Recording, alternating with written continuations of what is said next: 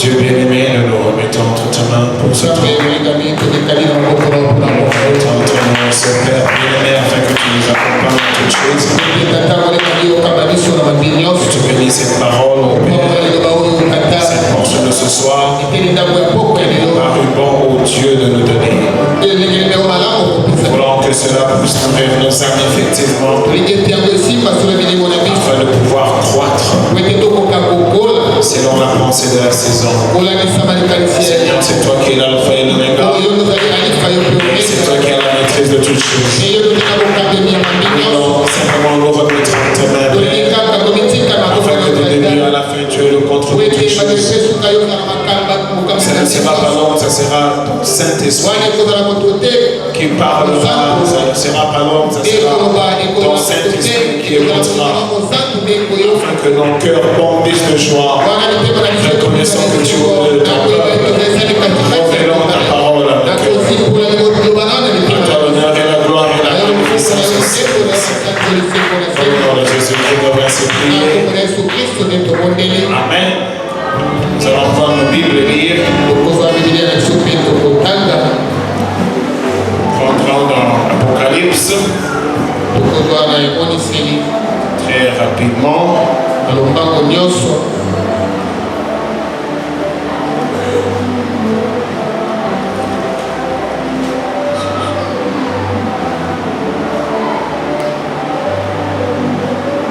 Ça devrait être Apocalypse chapitre 8e. La Bible dit là, quand il ouvrit le 7e sceau, il y eut dans le ciel un silence d'environ une demi-heure.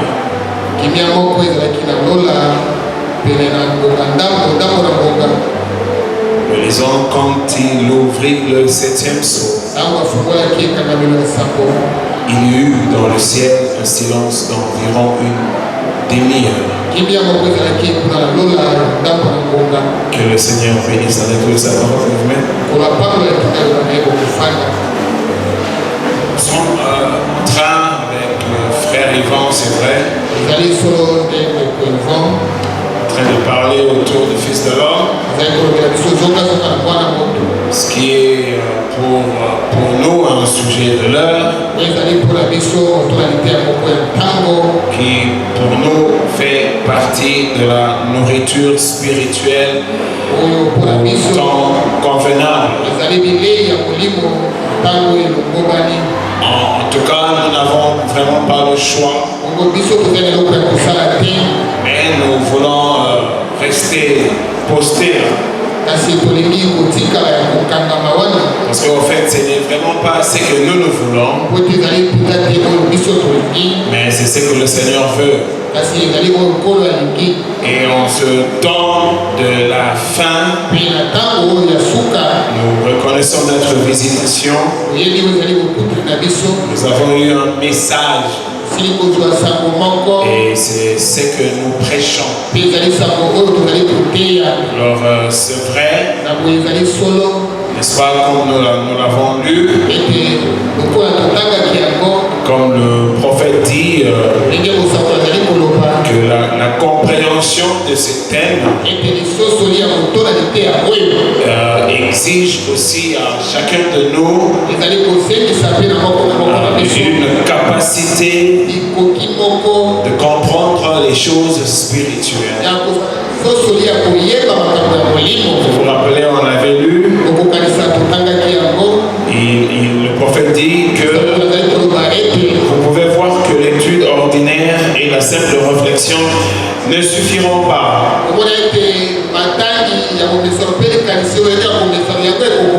à faire de ce thème une réalité. Il faudra pour cela l'œuvre du Saint-Esprit. La particularité de ce thème, il faudra pour cela l'œuvre du Saint-Esprit. Ceci pour dire que, c'est-à-dire ce livre ou ce thème ne peut être révélé spécial de Jean. Vous avez déjà entendu le prophète est sélectif comme ça. Alors c'est pas aussi étonnant que des fois ça soit difficile pour beaucoup d'entre nous de saisir ce thème. Il m'arrive de vous rappeler plusieurs fois que même quand Branham était en train de prêcher, il y avait un sérieux problème de compréhension. Il avait une fois dit à son épouse Meda, qui se plaignait d'ailleurs, lui disant que nous on est des gens simples. Et c'était vrai. On était entouré pratiquement des incultes.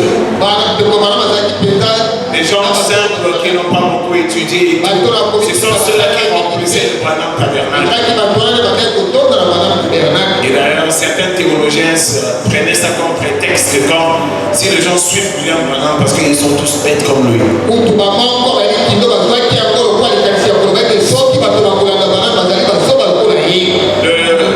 Le Fils de l'homme et sa manifestation, c'est un thème compliqué. Et si j'ai dû basculer vers ça, nos frères, ils vont devenir nous accompagner dans cela aussi. Parce que c'est vraiment de la nourriture, écoutez, spirituelle. Je vous ai dit depuis le début que le message était pour l'épouse. Le message n'était pas pour l'église. Et je crois que j'ai chevauché avec vous, faisant voir comment il a utilisé Israël. Israël était un échec. Il a utilisé l'église. L'église était aussi un échec. Vous m'excuserez, je vais encore répéter les mêmes mots peut-être. Vous devez être prophétique. Parce que le plan de la rédemption, c'est-à-dire la raison de la création, vient d'une pensée dynamique. Ça ne commence pas quelque part et puis ça stagne. Non, ça bouge et ça évolue. Ça a eu un début et ça aura forcément une fin. Nous devons comprendre cela. Donc, nous devons être prophétiques. Voilà, donc c'est un thème, comme je l'avais aussi dit, nous complique maintenant le message. Parce que la révélation du Fils de l'homme implique l'action du Saint-Esprit en ce temps de la fin et dans le ministère de William Branham comme 7e ange et aussi dans le ministère du Seigneur Jésus-Christ comme Fils de l'homme. Je reprends. La manifestation du Fils de l'homme en ce temps de la fin est activée par le Saint-Esprit. Et le même Saint-Esprit active aussi le ministère du 7e ange. C'est-à-dire en ce temps-ci, nous avons reçu littéralement 2 ministères. Alors ces 2 ministères-là interagissent. C'est l'un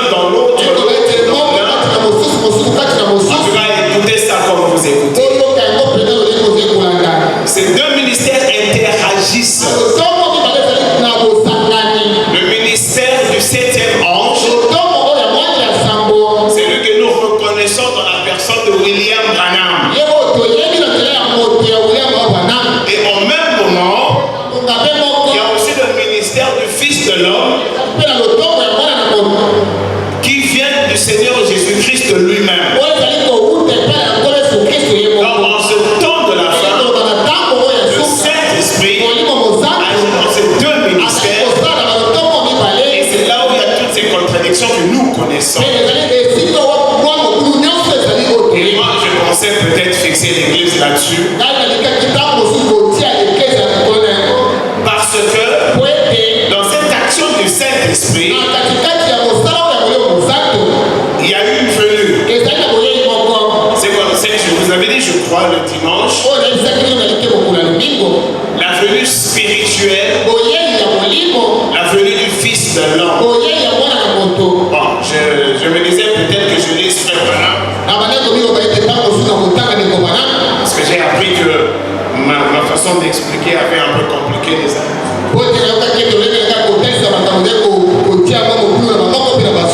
m'étais dit alors, autant carrément que je lise, peut-être Madame lui-même. La manière dont il explique les trois fils. Peut-être que vous allez comprendre mieux. Frère Madame dit ici. Écoutez, hein. Bon, je sais qu'il m'énerve de vous voir. Ce qui fait peut-être que bon, je ne vais pas vous garder longtemps. Le prophète dit dans Dieu dévoilé, paragraphe 68e. Remarquez, d'abord, il est venu en tant que prophète. On parle de Jésus-Christ. Il est venu en tant que prophète. Et ils l'ont crucifié. Les siens l'ont crucifié. Les siens, c'est-à-dire Israël. Il est venu en tant que Fils de l'homme. Ensuite, après que le Saint-Esprit est venu, là, il était le Fils de Dieu. Écoutez comment William Branham m'explique, peut-être que vous saisirez. Donc, ensuite, après le Fils de l'homme, il est venu comme Fils de Dieu. Dieu est un esprit.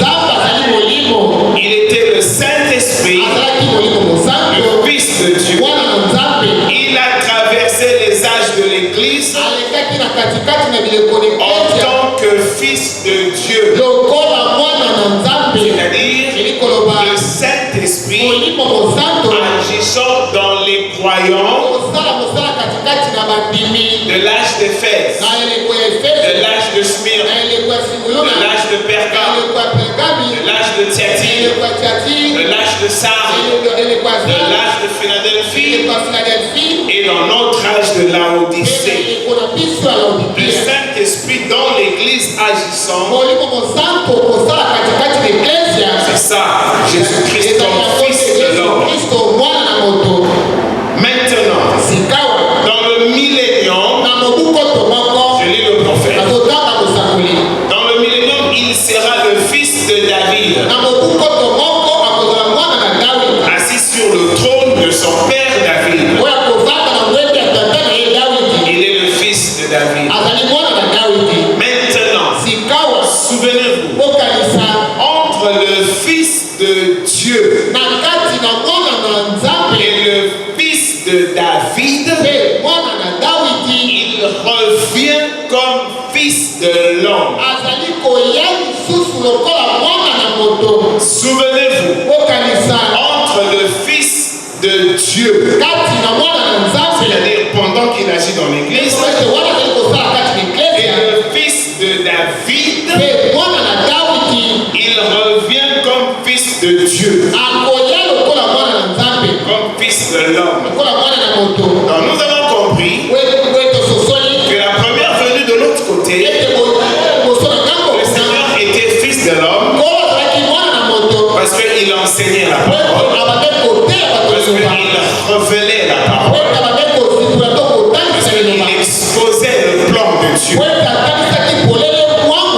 Vous avez dit comment il avait étonné Nicodème pour la première fois.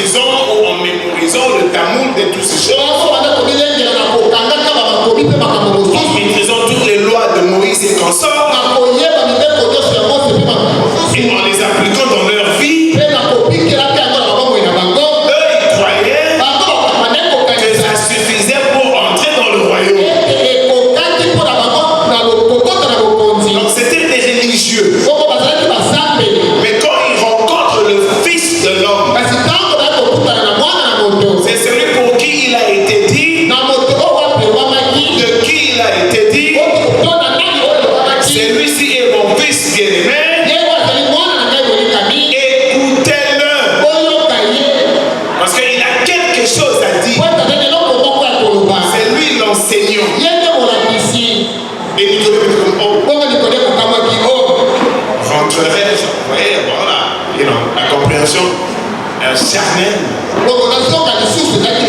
C'était vraiment énorme pour ce grand docteur.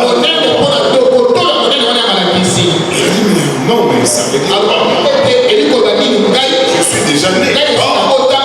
Or, c'était une pensée très élevée. Être de nouveau, c'est une pensée très élevée. Parce que naître de nouveau nous ramène jusqu'à l'Éden. Vous retournez jusque là-bas et vous comprenez ce qui s'est passé là-bas. Et vous saisissez pourquoi il a dit naître de nouveau. Nicodème ne savait pas. Et c'est toujours lui, Jésus, en tant que fils de l'homme, qui a commencé à proclamer à propos du royaume de Dieu.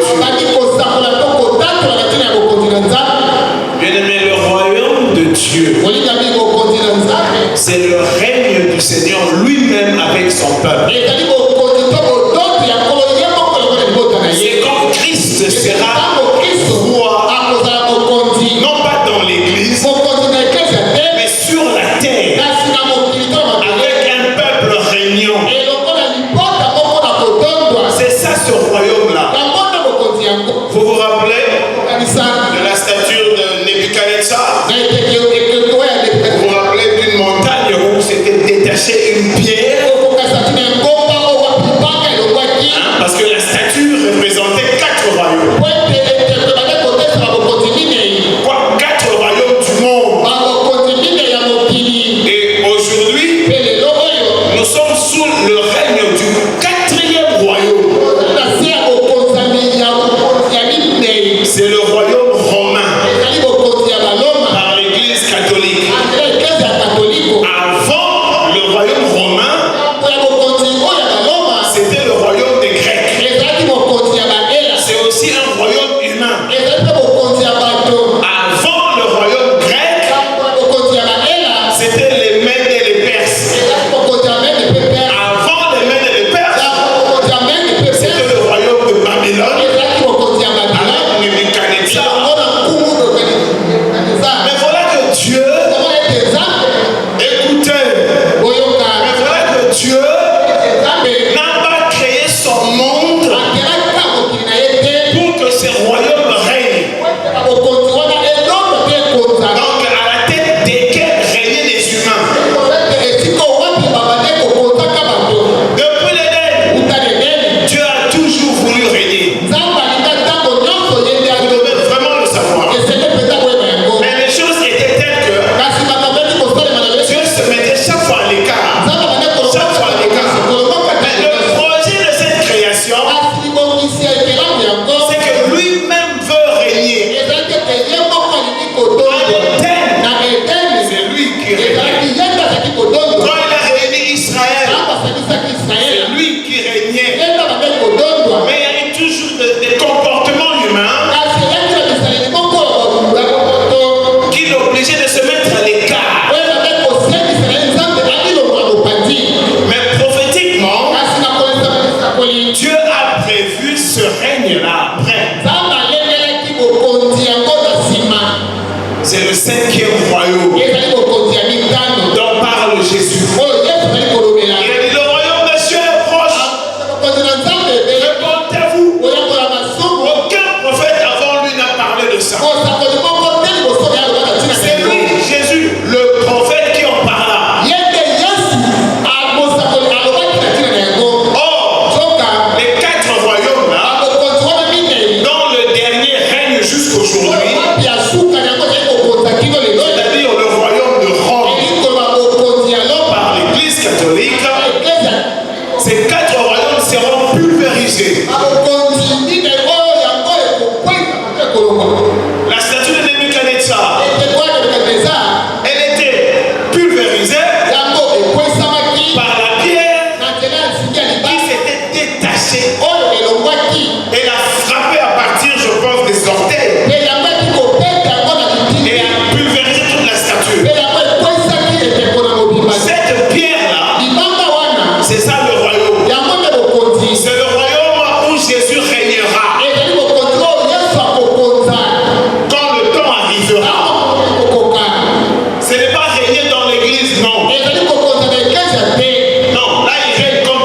Dieu. Et il régnera sur cette terre. Et c'est le 5e royaume. Mais pour que son royaume arrive à régner, le monde doit arriver à sa fin. C'est pourquoi ce monde est dans sa fin. Pourquoi le message du temps de la fin est arrivé. Préparer l'épouse de Jésus-Christ. Parce que le monde vient de toucher à sa fin. Alors c'est là où Jésus-Christ, le Fils de l'homme, Jésus-Christ, le Fils de Dieu, régnera comme fils de David.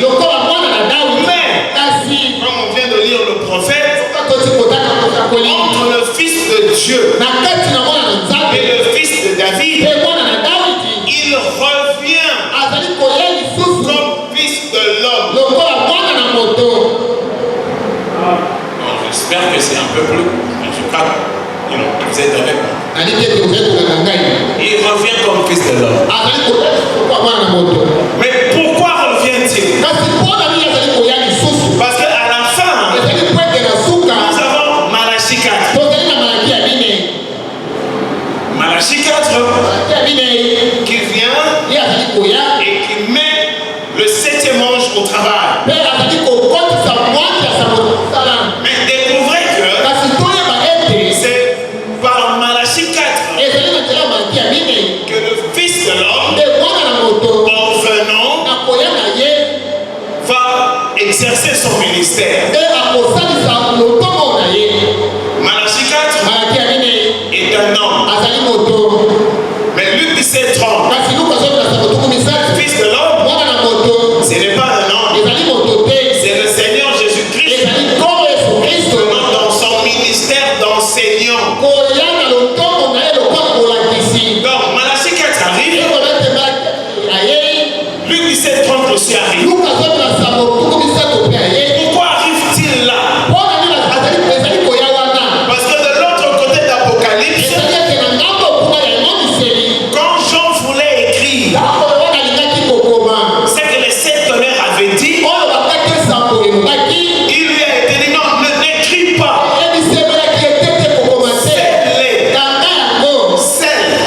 Mais qu'au jour de la voix du 7e ange, il sonnerait de la trompette. Donc au jour du 7e ange, qui est Malachie 4, le Fils de l'homme est au rendez-vous. Et c'est en ce temps du soir. Maintenant, pourquoi le Fils de l'homme, Jésus-Christ, avant de régner comme Fils de David, doit-il revenir de nouveau? C'est là où j'espère ne pas vous avoir compliqué. C'est là où je vous avais dit qu'en fait, le salut, c'était pas l'œuvre de la croix. Je sais que dans toutes les religions du monde, on vous présente l'œuvre de la croix comme déterminant. Comme c'est ça la fin. Alors que l'œuvre de la croix, quand Jésus a créé, tout est accompli. Ce n'était qu'une démarche. Ce n'était qu'une étape. Parce que quand Jean a pleuré, quand on lui a dit que l'homme est perdu, il est perdu à jamais, il faut que quelqu'un retire le livre de celui qui est assis sur le trône et brise le sceau pour donner à l'homme afin que l'homme soit sauvé. En fait, c'est là la rédemption. La croix, si vous voulez, c'était le prix à payer pour être capable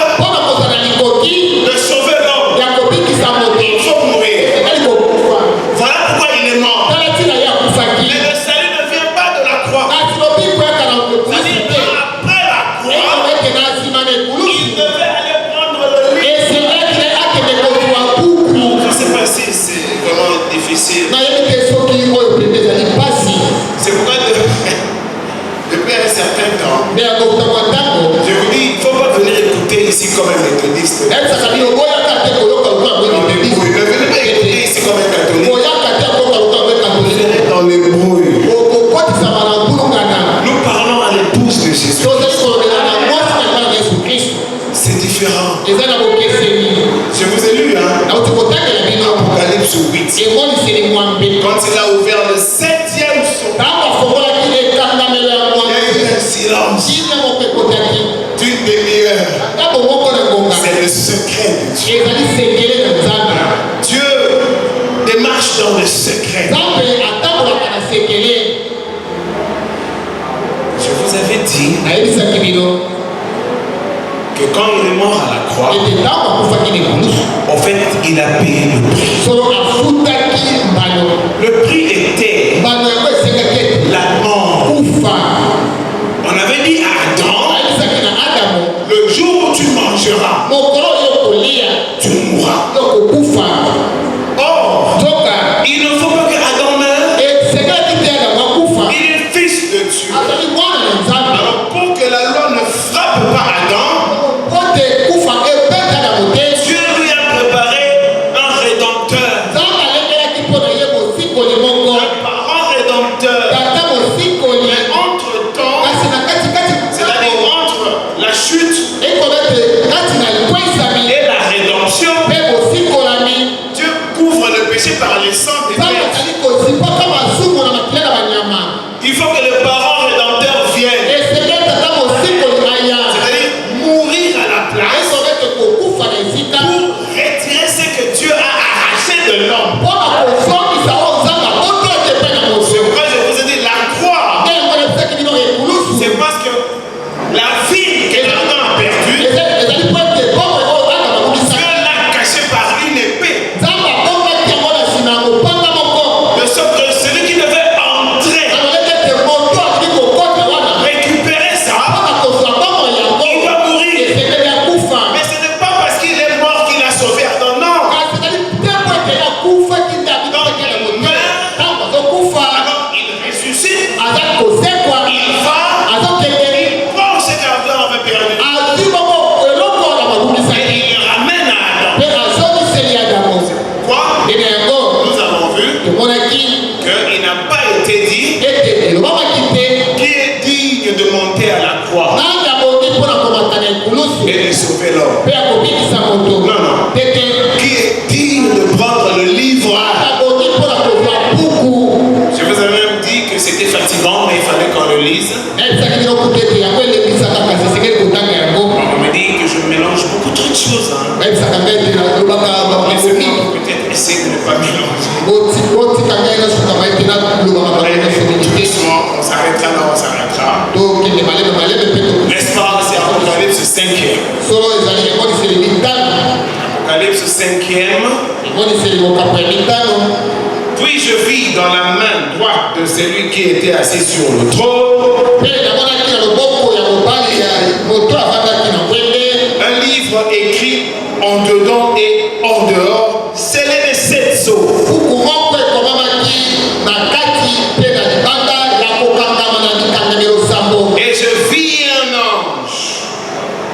Et je vis un ange puissant qui criait d'une voix forte, qui est digne d'ouvrir le livre et d'en rompre les sceaux. Et personne dans le ciel, ni sur la terre, ni sous la terre, ne put ouvrir le livre ni le regarder. Et Jean pleurait. Il pleurait beaucoup. Je sais que personne ne fut trouvé digne d'ouvrir le livre ni de le regarder.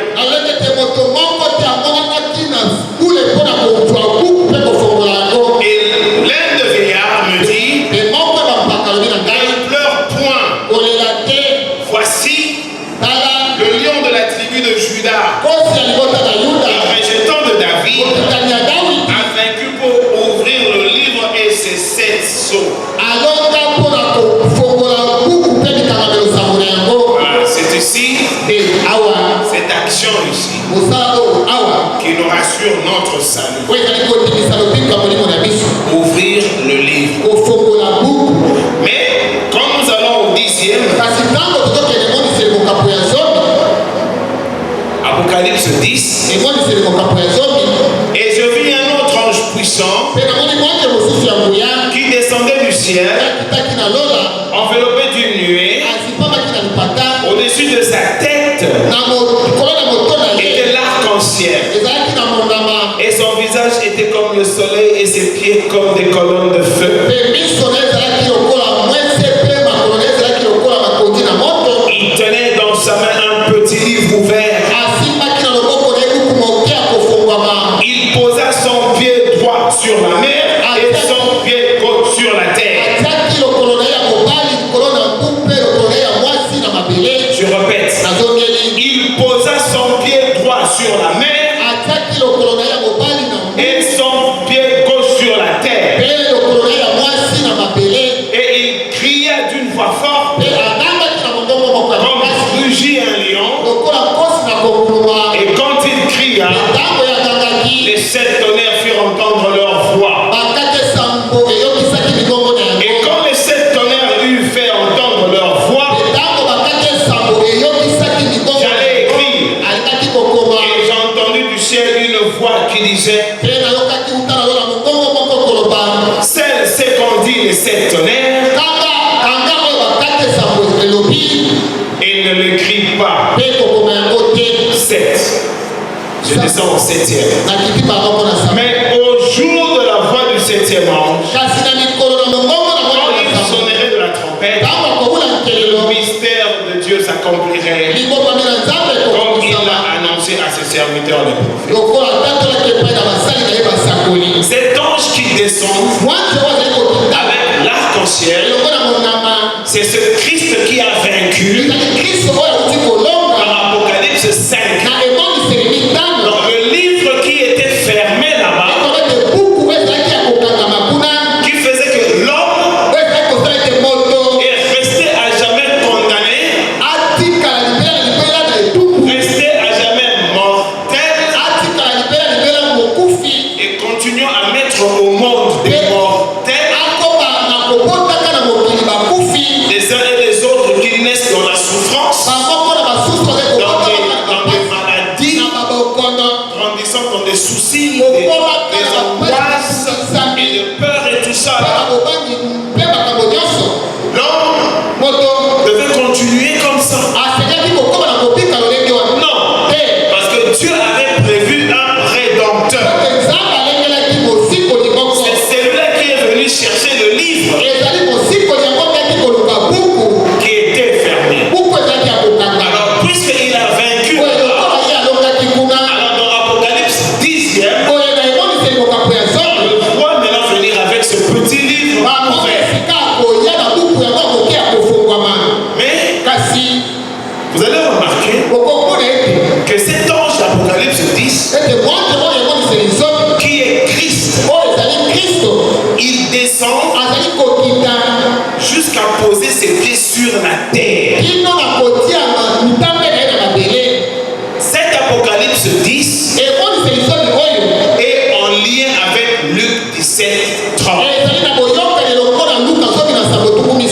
Quand le Fils de l'homme se révélera, c'est-à-dire le Jésus, Fils de l'homme, qui a traversé les âges, Fils de Dieu, doit finalement régner pendant les 1000 ans comme fils de David. Mais il ne sait pas régner parce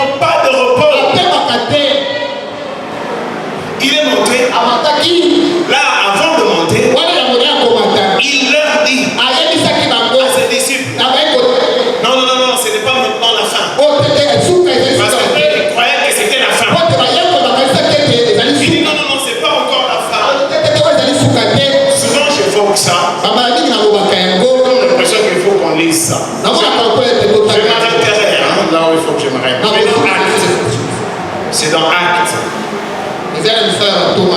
Acte 1er chapitre. Afin que je sois plus explicite. Acte 1er chapitre.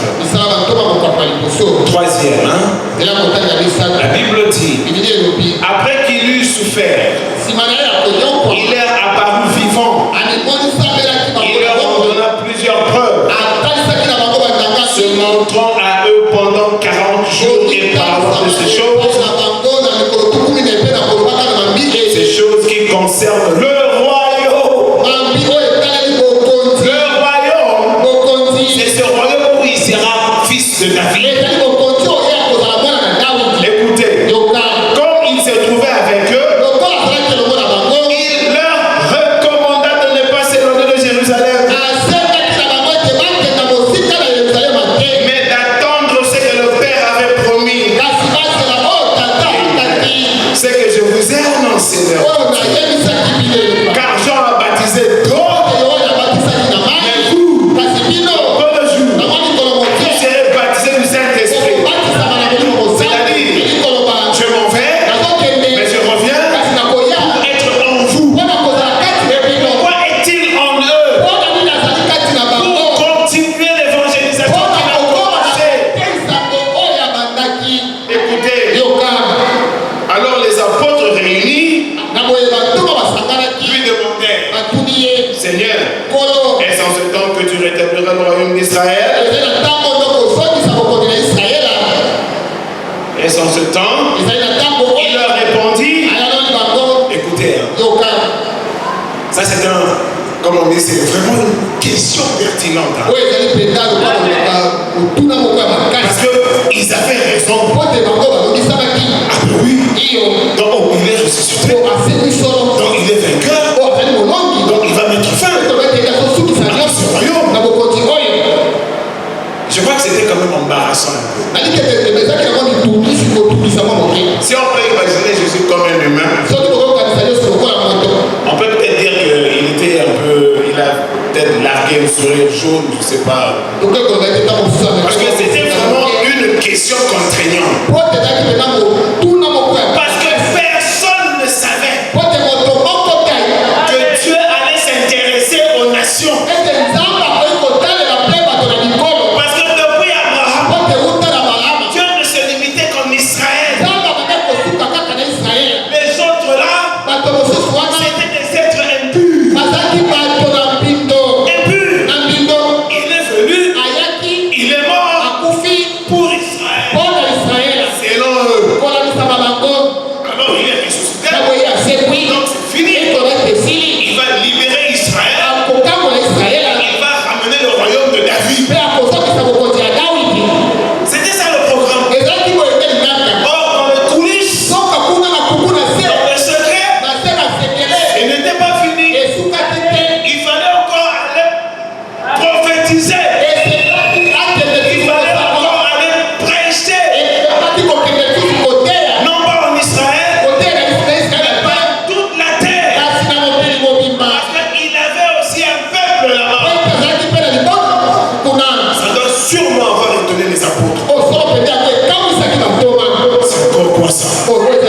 Écoutez ce qu'il leur dit. Alors les apôtres réunis lui demandèrent, Seigneur, est-ce en ce temps que tu rétabliras le royaume d'Israël? Ça c'est d'après la vision du prophète Daniel. Il leur répondit, ce n'est pas à vous. Il a vraiment répondu par condescendance. Comme on va dire en Lingala, Amdou qui bamou. Comment? En fait, parce que c'était ça. C'était fini. Mais comment les convaincre? Ce n'est pas à vous de connaître le temps ou le moment que le Père a fixé de sa propre autorité. Mais vous recevrez une puissance, le Saint-Esprit survenant sur vous. Écoutez, et vous serez mes témoins. Non pas seulement à Jérusalem, mais dans toute la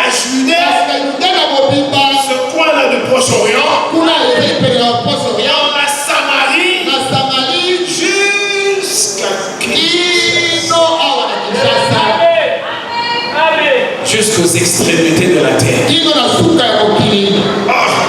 Il devait se dire, pourquoi ça? Mais comme ils étaient obéissants, et ils sont allés. Et ils sont allés 10 jours après, vous connaissez. C'était le Saint-Esprit qui est descendu. Et ils se sont mis à évangéliser. Et ils étaient conduits par-ci, par-là. Il y avait des fois des persécutions. Ils devaient quitter, n'est-ce pas, Jérusalem, pour fuir la persécution. Et en fuyant la persécution, ils partaient par-ci, par-là, en train de prêcher. Vous vous rappelez, Pierre était quelque part chez son ami, tanneur des poissons comme lui, donc il attendait de la nourriture. Mais Corneille était païen. Mais c'était un païen pieux. Il avait besoin du vrai Dieu. Vous savez, il y a des dieux. Il y a aussi le vrai Dieu. Corneille, c'était encore pire, un militaire. Parce qu'il était pieux. Il cherchait le Dieu des pères. Alors, là, Pierre en train de dormir, on lui fit descendre une nappe. Et cette nappe-là représentait les gens des nations. Voilà. Donc les impurs, ceux-là qui n'ont ni l'eau, ni part, ni partage en Israël. Les impurs. Vous savez, Paul avait du mal à faire entrer Timothée dans le temple parce que c'était un grec. Parce que c'était réservé aux Israélites. Les païens n'entraient pas dans le temple. Non, c'était risquer la mort. Voici que Dieu dit à Pierre, tu les manges. Pierre dit non. D'après la loi, nous on mange pas ça. C'était le même Dieu qui dit. Et puis c'est parti. Ça revient encore. Dieu dit tu les manges. Il dit non. C'est impur. Nous on mange pas ça. D'après la loi. Et c'est revenu encore une troisième. Et il a répliqué la même réponse. Et la voix lui a dit, c'est que j'ai déclaré. Ne prends pas un peu. Dans la lumière a quitté Israël. Maintenant envahissait le monde. C'est-à-dire la Samarie et jusqu'aux extrémités. C'était Jésus-Christ. Cette fois-là, comme Saint-Esprit, comme Fils de Dieu, et travaillant encore jusqu'à Laodicée. Maintenant, il doit régner comme fils de David. Mais l'homme continue à mourir. L'homme souffre toujours. Mais où est l'Éden? Où est le jardin? Où est la félicité? Pourquoi nous continuons à mourir? Il est mort pour libérer Adam. Mais pourquoi la race d'Adam continue?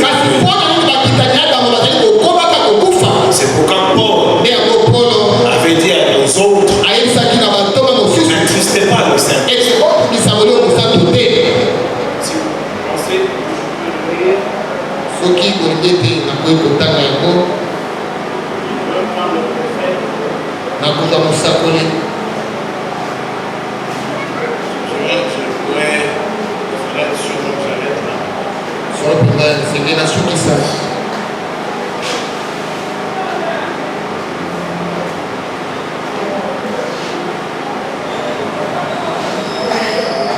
je prends le prophète ici.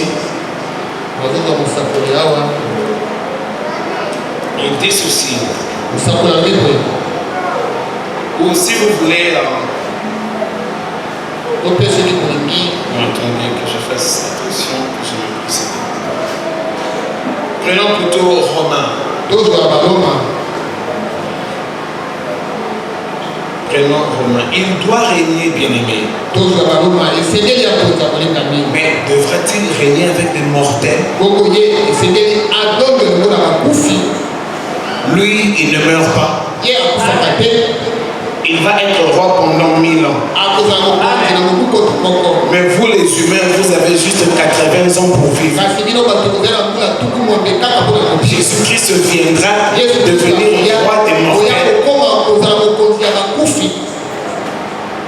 Parce que nous continuons à mourir. Si Dieu tarde à venir, dans 100 ans, personne de nous ne sera là. Dans 100 ans, nous ne serons plus là.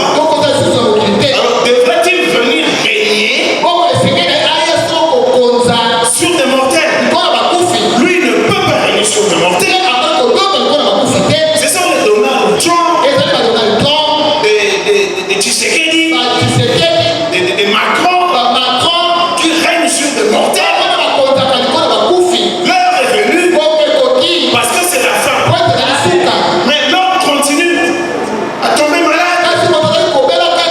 Il continue à avoir des soucis. Et il est frappé de maladies incurables.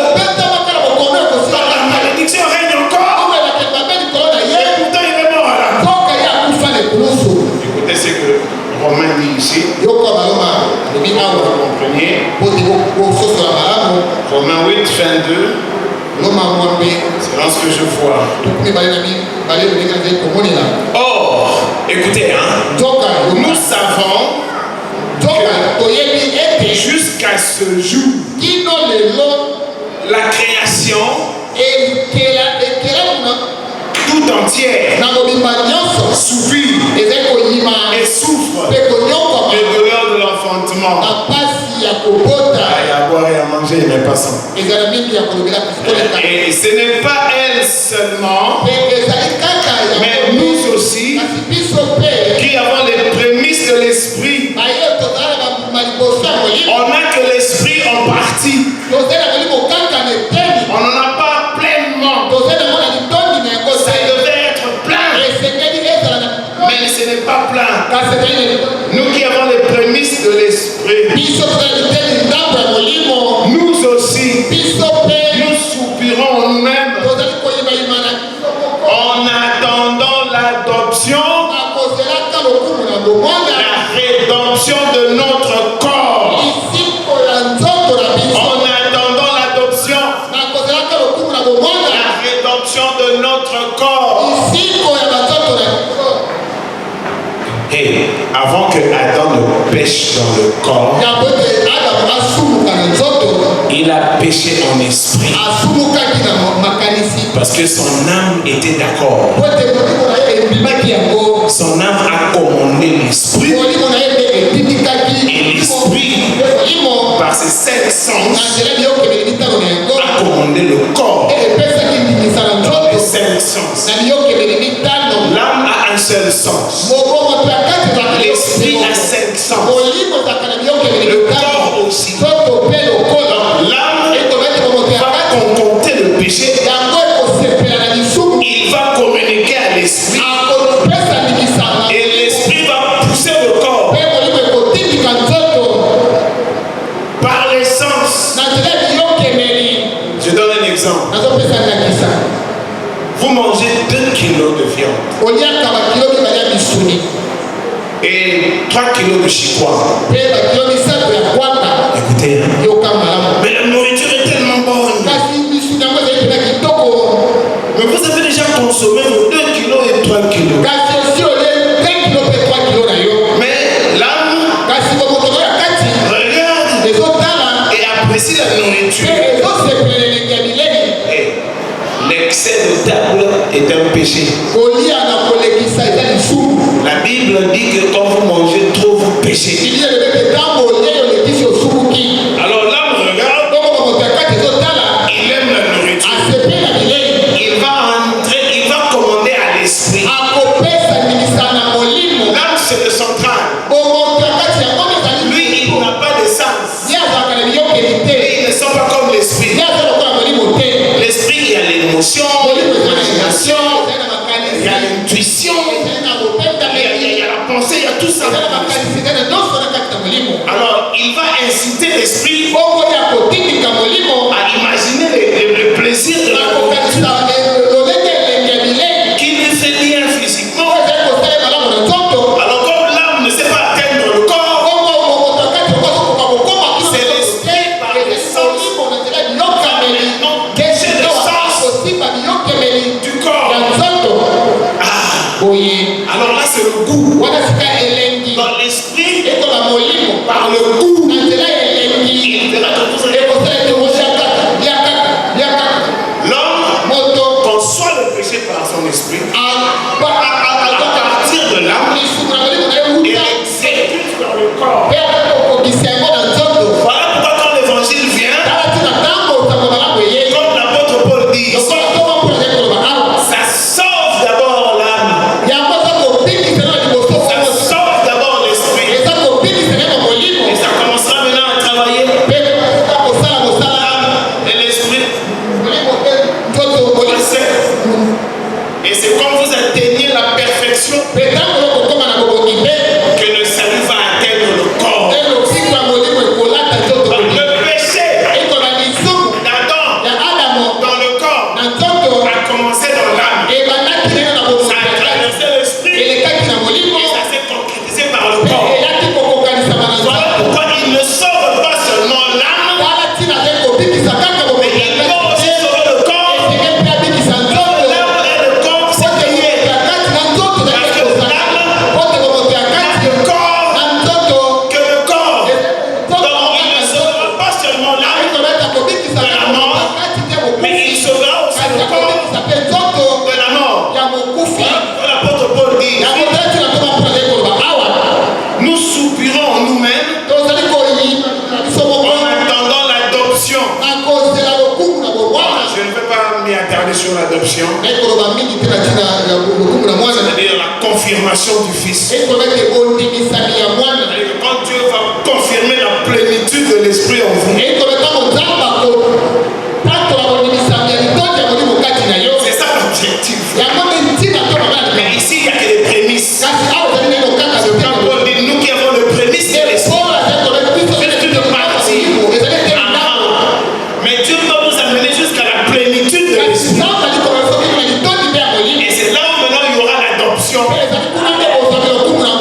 quand il y a l'adoption, le corps est sauvé. Quand le corps est sauvé, la mort s'arrête.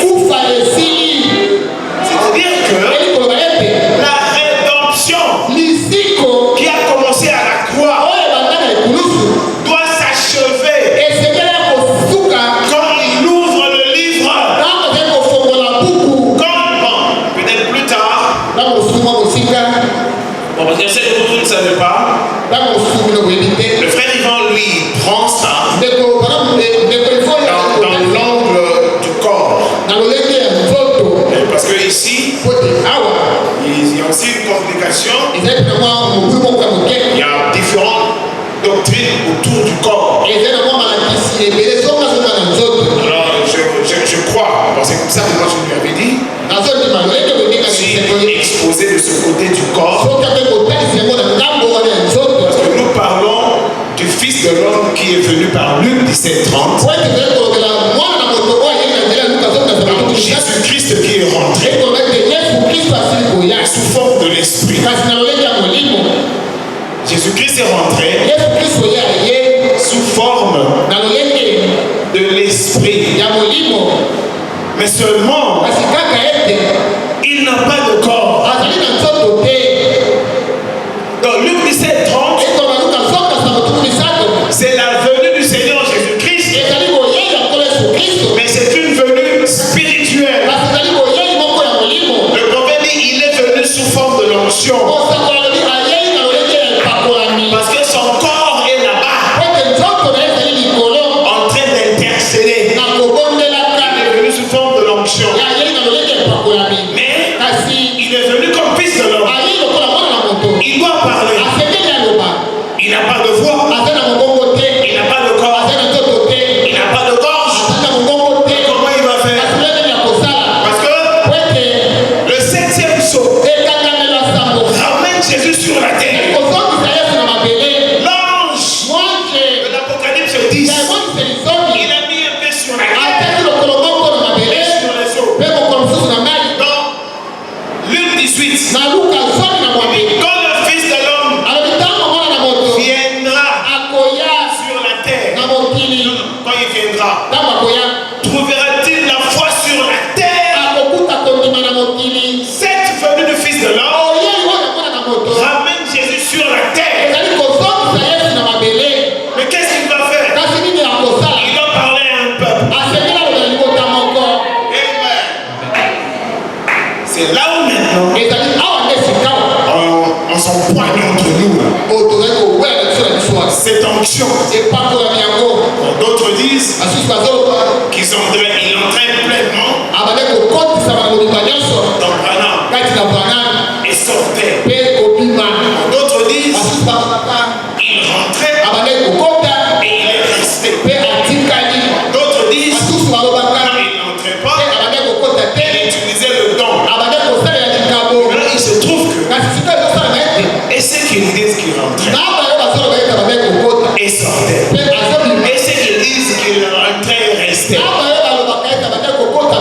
ceux qui disent qu'il utilisait le don,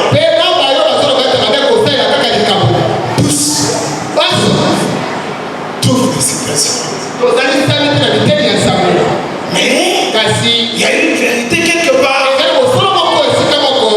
C'est là où nous essayons de voir pour vraiment être alignés. Parce que c'est important d'être aligné. Et vraiment, il va plus évoluer dans le sens là. S'il va demander, il n'y a pas de problème. Mais maintenant, moi je pensais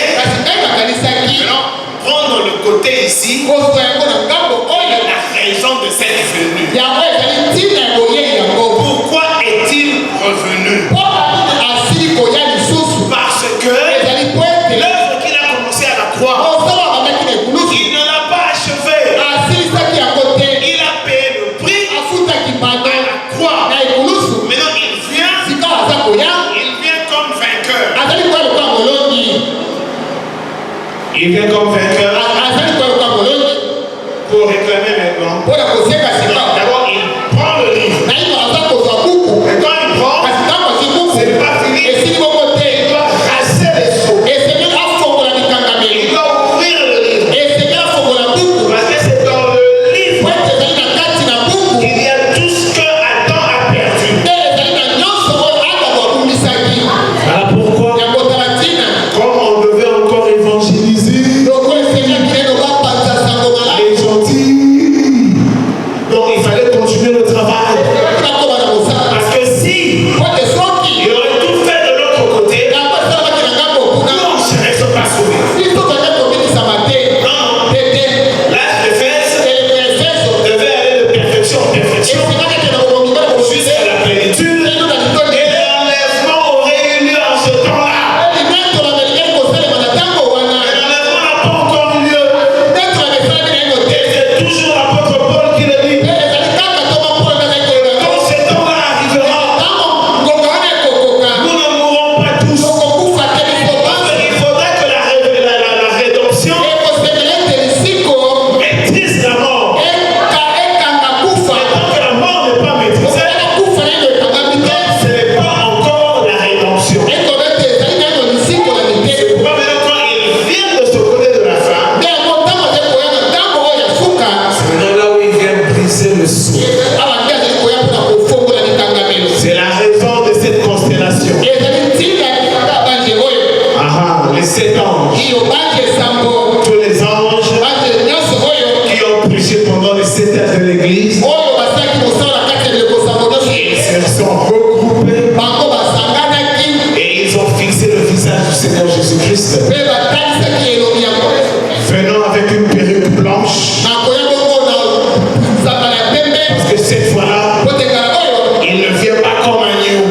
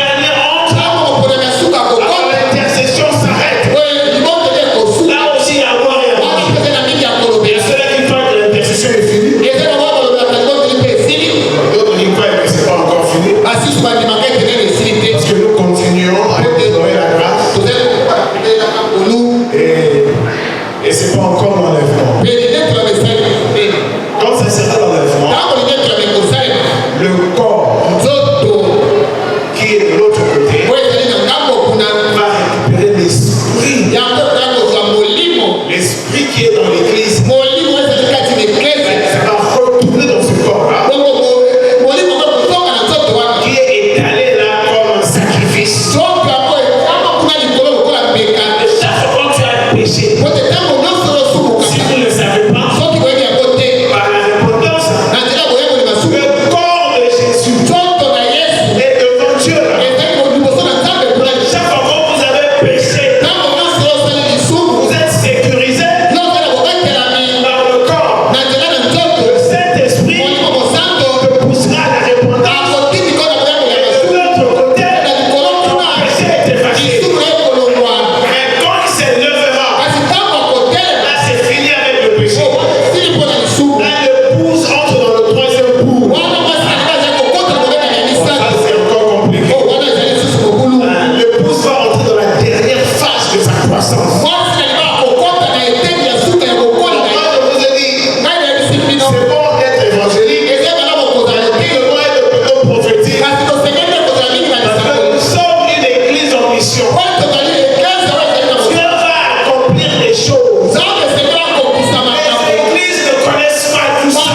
Les églises ne connaissent même pas ça. Ils sont des méthodistes jusqu'à jamais.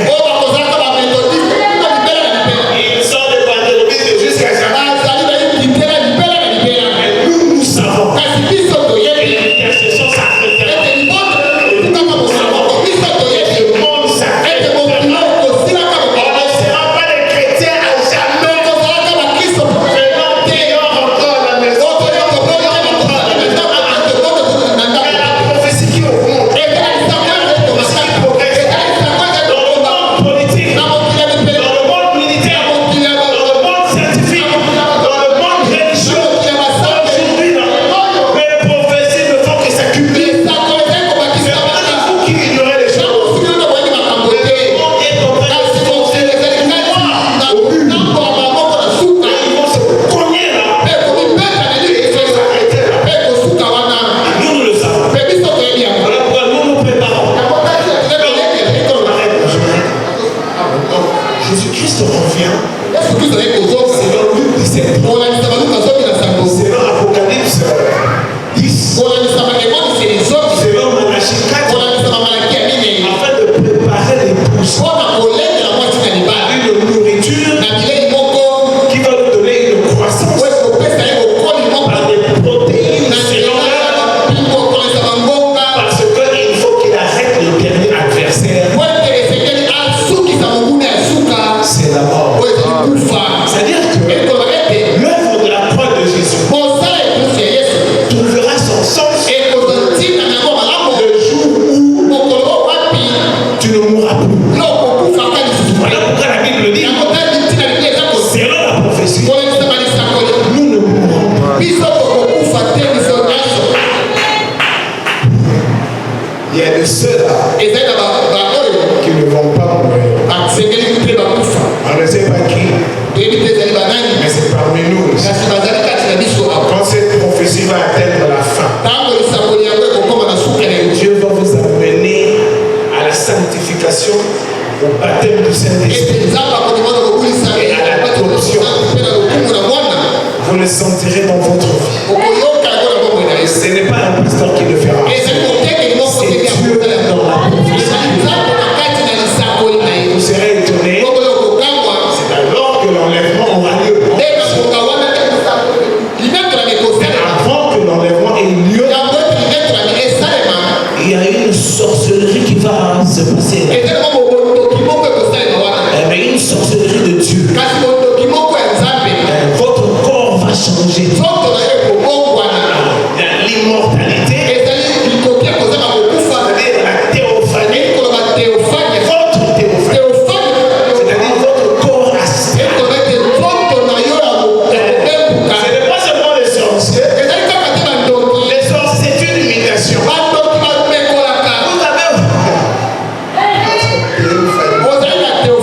appelle le corps astral ici. Le corps spirituel.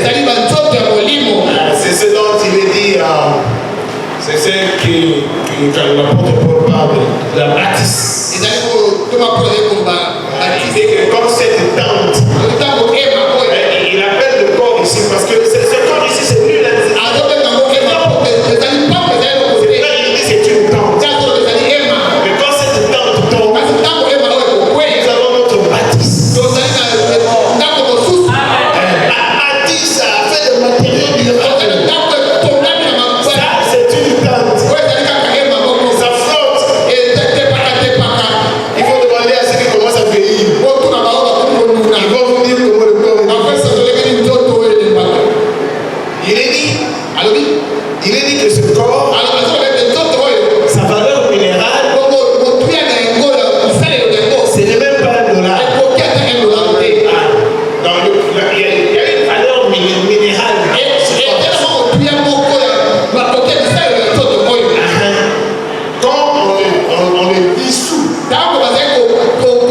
Et on prend les éléments minéraux en termes de valeur. Ça n'atteint même pas. On dit quand cette tente est tombée, nous avons une bâtisse. Cette théophanie viendra s'imbriquer. Combiner ce corps. Et ce corps revêtira l'immortalité. Après, c'est le Saint-Esprit vous est amené à la totalité du Fils. Alors vous redevenez ce que Adam était. Et à ce moment-là, marchez sur les eaux. À ce moment-là, commandez au vent. À ce moment-là, multipliez le pain. Changez l'eau en vin. Ne sera pas l'apanage de Jésus-Christ. Parce que c'est toi, Jésus-Christ. Mais le prophète dit, c'est que vous avez vu en moi. En termes de puissance et de surnaturel, vous le verrez en double portion en ce temps-là dans nos bouches. Vous avez dit, si vous voulez comprendre comment Adam régnait, voyez tout ce que le Seigneur Jésus-Christ faisait comme miracle. C'est ce que Adam en fait. Il régnait. Mais Jésus-Christ n'avait pas de limite. Toi, tu as des limites parce que tu es venu par la procréation. C'est le sexe qui vous a produit. Le sexe, c'est encore là un autre problème que les églises. Donc il ne faudra pas que ce corps, que le sexe produit. En fait, le sexe, c'est la colère de Dieu. C'est-à-dire que quand Dieu vous voit venir par le sexe, il est un peu monté. Parce que ce n'est pas sa volonté parfaite. Non. Voilà pourquoi Jésus a dit, vous devez recommencer. Nicolas est venu pour le royaume. Vous devez recommencer par cette naissance. Parce que cette naissance vient de la rébellion de l'Éden. Dieu était obligé de dire à l'homme, non, ok, vas-y alors, procrée. Voilà, mais tout ce que tu mettras au monde, mais Dieu, le chef de la terre, le propriétaire du monde, il ne veut pas que vous continuez à venir comme ça. Voilà pourquoi il a envoyé l'évangile. Là, je risque d'entrer en profondeur. On va arrêter là. Et c'est seulement que nous devons recommencer. À la fin ici, Jésus-Christ est revenu. On pourra même lire le prophète quand on aura l'occasion, parce que c'est le frère Yvan qui continue. Alors nous prenons un autre angle. L'angle de la raison de cette visitation du Fils de l'homme. Le côté essentiellement dans l'utilisation du corps. Dans quel corps? Le prophète c'est pour l'église aussi. Alors nous pourrons peut-être continuer pour comprendre ces choses parce que c'est la nourriture spirituelle au temps de l'épouse.